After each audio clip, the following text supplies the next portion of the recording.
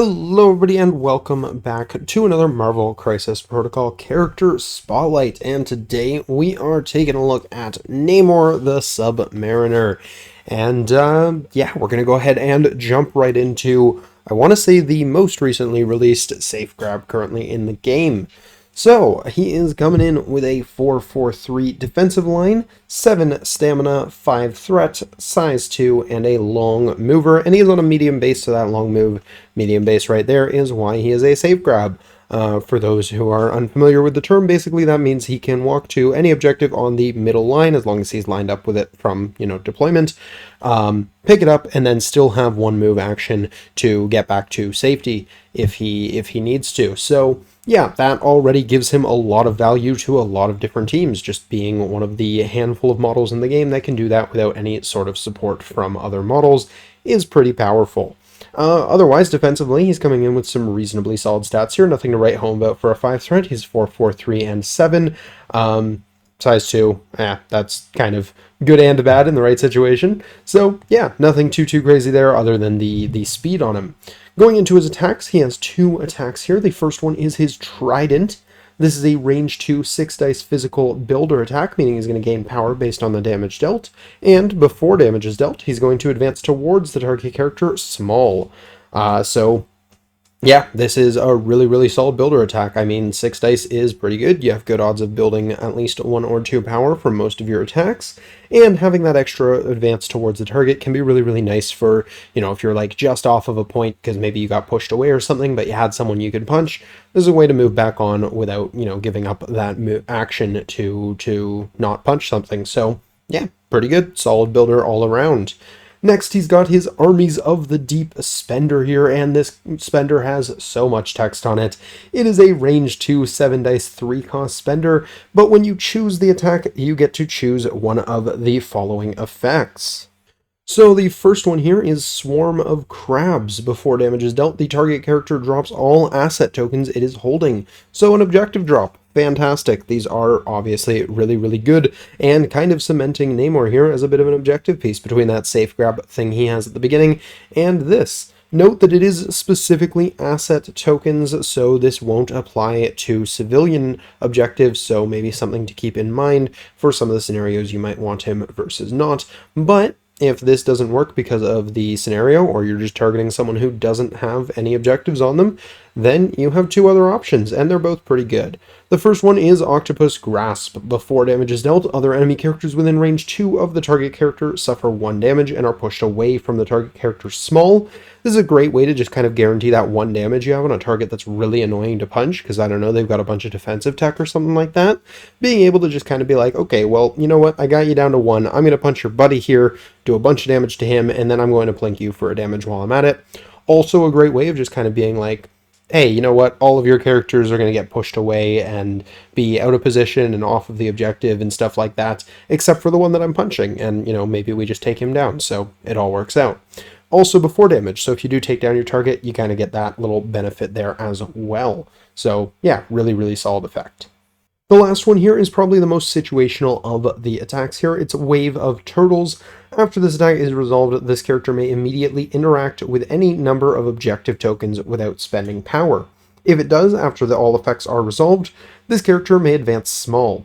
So there's a couple situations where you want to use this. If, for one, you're standing on top of an objective token, you can't pick it up and use the spender because you have exactly 3 power, so you use the spender to then immediately pick it up for free and then walk away. That's an option. And then the other one is you're really confident you're going to take down the target you're trying to hit, so you take them down, they drop their objectives, and then you do the Wave of Turtles trigger, pick up their objectives, and then get to back away to safety. You have to have the confidence you're going to get the kill here, though. I have seen this whiff before. Even if they're on 1 health, failing to do that 1 point of damage means, well, you weren't able to pick up any objectives, and because it is ordered like this, and it has that line, if it does, you get to advance small. If you don't have objectives to pick up, you basically just did nothing with this attack. So something to keep in mind. You got to be somewhat careful when you're going for this one, but it can be big. It can be the start of running away with him with, you use this attack on someone who's holding like 4 hammers, pick up 4 hammers, advance small away, and then advance long away again. It's definitely in that case where you're going to get the KO there better than the swarm of crabs. So definitely some pros and cons to it. But enough about the armies of the deep. Onto his superpowers here. He's only got one active superpower. It's Imperious Rex. I don't know if I'm saying that how it's supposed to be said, but it's a 3-cost active superpower, and it's going to take one of your actions. And it says this character immediately makes a move action followed by a trident attack. So it's a charge, but specifically the trident attack for the charge. Alrighty. If this attack action deals at least 1 damage, the target character gains the Stagger special condition. This superpower can be used only once per turn. So yeah, this is really, really good. Stagger, turns out, is an amazing condition, and on a 6-dicer, you're doing damage most of the time. So not only does this let you long move and attack for 1 action, which is already quite good, but this is also just going to let you throw out a really, really powerful condition. Definitely had a few games where Namor's job the entire game was to stagger something like a Hulk and run away, and that's a pretty effective use of him in my opinion. So yeah, really, really solid superpower here. Great for just being able to do lots of different things on his turn depending what you need to do. So yeah, super, super important superpower on his card here. The next superpower he has is his first passive here. It's Atlantean Might. During the power phase, he's going to gain 1 additional power, so he's going to be sitting on 2 power at the start of every round, unless, conditions and things apply. This is great. This makes his 3-cost Spender and his 3-cost Imperious Rex come up just that a little bit more often, so that's definitely a nice thing to have. And then it has an additional effect here. Damage caused by this character's attacks and effects cannot be reduced or prevented by superpowers or team tactics cards. And this is where he hits another really, really meaningful niche, especially in the current meta of the game, where yeah, all of these characters that rely on damage reduction to survive, even affiliations, things like Xavier's Dream, they just don't work against him, so don't bother. Great at punching Thanos, whose dice are generally nothing crazy, but he's got that reduction to 0 he doesn't even have to pay for. Models like Dynamo, Beta Ray Bill, Luke Cage, all these meta models that have these damage reductions, he's great at just shredding through them. So yeah, really, really big. This is a fantastic superpower. One thing definitely pay attention to if you play against Namor often is that technically speaking, you are still allowed to pay for effects that would reduce the damage. They just don't work. So most of the time your opponents won't try to got you with that, but just something to be mindful of. You could technically waste a bunch of power on something that reduces damage and then have your opponent be like, well, glad you wasted all that power and did nothing. Most opponents won't try to do that to you, but it could happen, and especially if you're in like a tournament scene or something like that, definitely something to watch out for. Also, by saying that here, I'm not suggesting you go and do that to your local players. Don't do that to your local players. Be a friendly opponent. But yeah, just something to keep in mind. The next superpower he has here is Charismatic Leader. This character and allied characters within range 2 of it may reroll 1 die in their attack and defense rolls. This is just really good. It's Strategic Genius, but turns out it stacks with Strategic Genius, so it's even better. Yeah, this is great. He's on a medium base, so he spreads that out pretty well. It, of course, applies for himself as well, so that 6 dice with a single reroll feels even better for getting the stagger, and then 7 dice with a reroll feels better when you're trying to go for that wave of turtles, the kind of risky play there. So, yeah, definitely a really useful superpower to have. And if he wasn't mobile and consistent enough with things like his safe grab and his charge, he's also got flight, which is definitely a nice thing for him to have. He also has Gem Bearer Time, which is really interesting on him. Time is a gem that you don't really see too often, but for Namor it does a couple really, really meaningful things.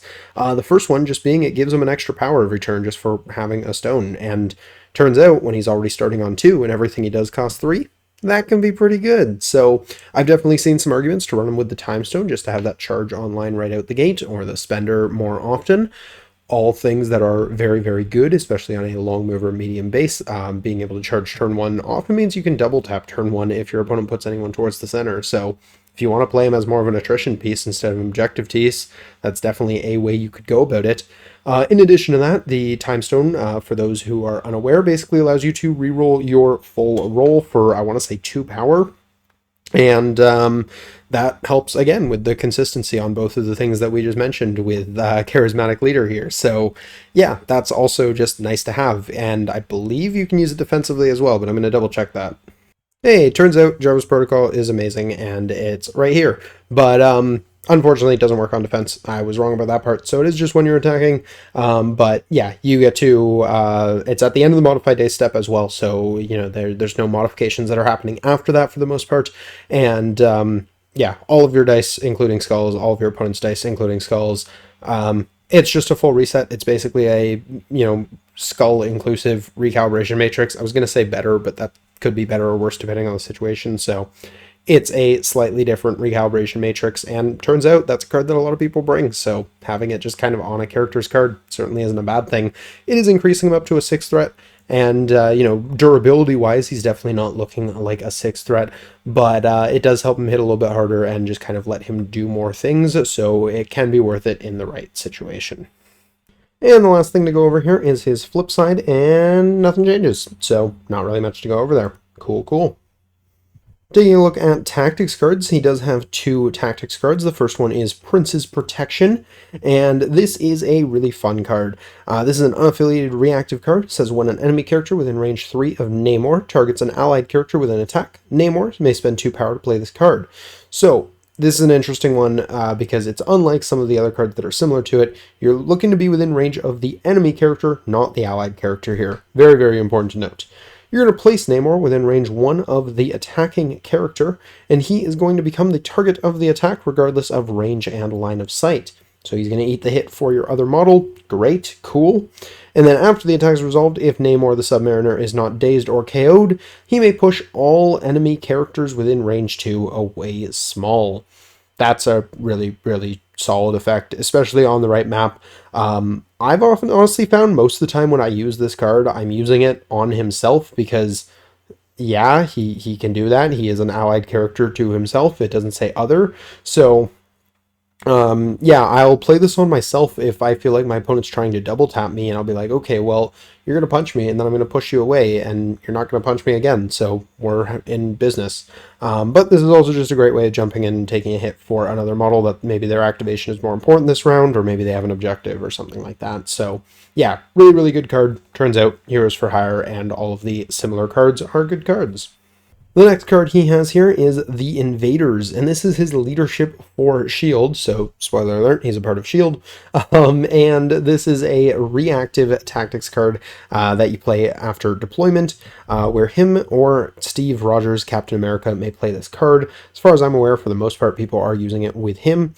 The character that played this card gains the following leadership: the Invaders, Affiliation S.H.I.E.L.D. Allied characters may reroll 1 defense die. Additionally, they can modify and reroll skull results while within 2 of another allied character. And yeah, this leadership works pretty well for him. I mean, it takes a tactics card slot, which is rough, but one of his biggest downsides is that he's not the most consistent defensively. You know, his single reroll is nice, but it's not going to save him in a lot of cases. So having an extra reroll is certainly nice, and being able to reroll skulls is also nice. In addition to that, he's got that kind of range 2 aura giving extra rerolls. Again, allowing your allies to reroll skulls is also a good thing, and it turns out range 2 rerolls and range 2 of another allied character, they kind of line up pretty nicely. So yeah, this leadership is really, really solid for him, and from what I understand, S.H.I.E.L.D. players are seeing a fair bit of success with this. I haven't played around with it too much. I've actually only played it under Steve, I think, so far, but it does seem like a pretty solid leadership for S.H.I.E.L.D., and they definitely get some value out of it. So yeah. As far as affiliations go, he's a member of 2, those being S.H.I.E.L.D. and Defenders. So since we've already started talking about it, we'll take a look at S.H.I.E.L.D. here, where of course he has his own leadership, and we've already kind of established, I think it's pretty good for him. Or, you know, if you run it under Steve, make him less of a target. Definitely an option as well, because you can play it on either, but still be bringing both. So that's honestly something that I might try out, because I like the idea of Namor not being priority number 1 for my opponent to kill. But, very good leadership for him nonetheless. In a similar vein, Invincible Iron Man, just giving the ability to reroll dice for one power is also pretty solid for him. He's usually not too power starved, so it's usually not too much of a cost for him. Also, just having Jarvis here, being able to reroll some of his other dice when he really needs to push that damage through for either his charge or his wave of turtles here can be pretty solid. So yeah, I think he pairs pretty nicely with Invincible Iron Man again, whether Invincible Iron Man's the leader or not. So definitely some value there as well.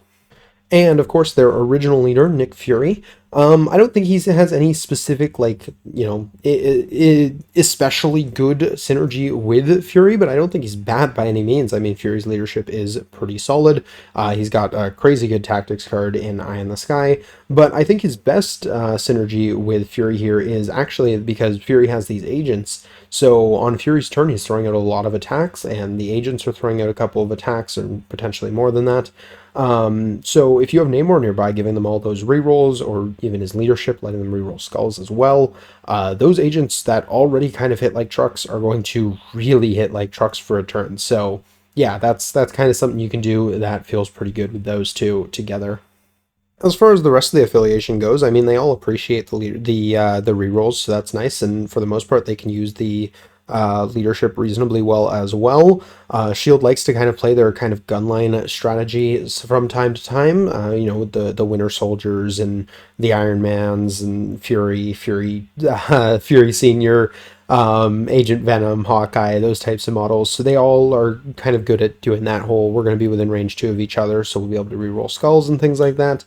So yeah, I mean, they all play pretty well for him there. I don't think any of them really give him anything too crazy that he's looking for. I mean, Agent Venom or Original Human Torch can light people on fire, so I guess that's solid for, again, just being able to push through when you really need to do the damage on some of his abilities there, but nothing too crazy beyond that. So yeah, in general, I think he synergizes really well with all of the leaders in the affiliation, and the other models are all solid models.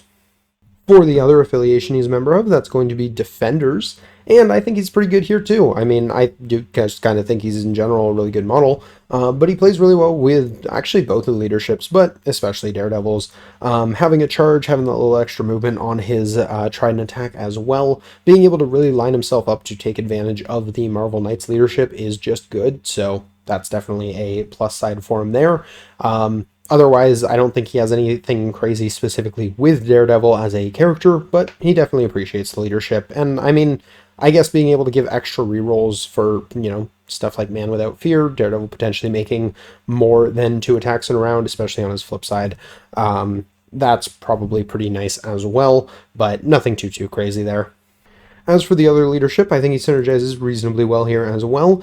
It's not too often that this leadership is actually brought because generally it's a little underwhelming, but he does only attack physical. So, I mean, if you're bringing Doctor Strange, he's certainly not a bad option. Keep in mind that means you're kind of starting with 2, 5, potentially 6 threats, and they can't both bring the Time Stone, so you got to keep that in mind as well.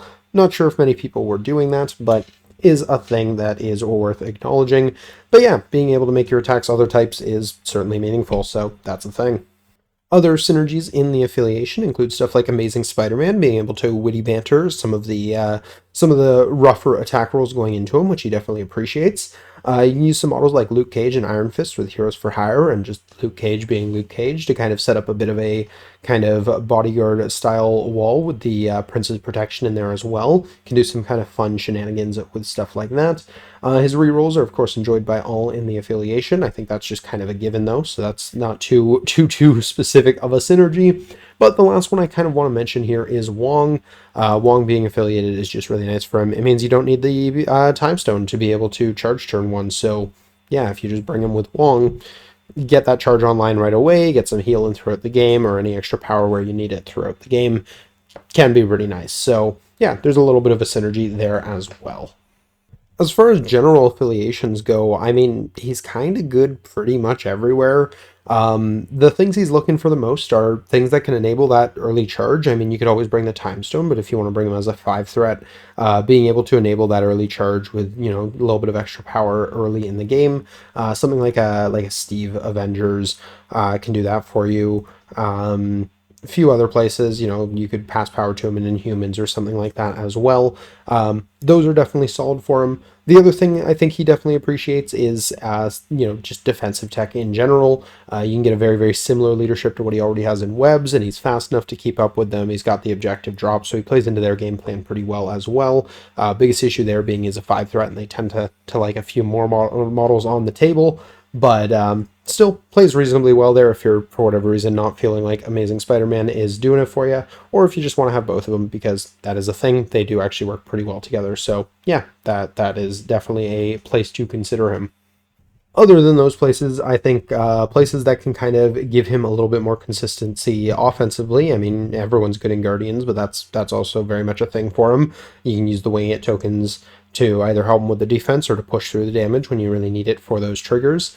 You do something like even Goblin Foes could be kind of interesting with him, being able to kind of, you know, be like, hey, no, I really need to do damage here. Let's push that through. Any of the reroll leaderships really stack quite nicely with him, so those are definitely good places.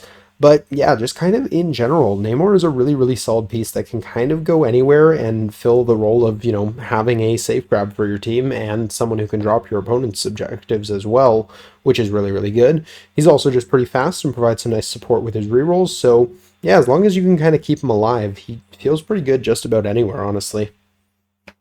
So yeah, I mean, normally I try to go a little bit more in depth with the affiliations, but honestly, I don't think you can go wrong splashing Namor in pretty much any of the affiliations where you would normally bring splash models.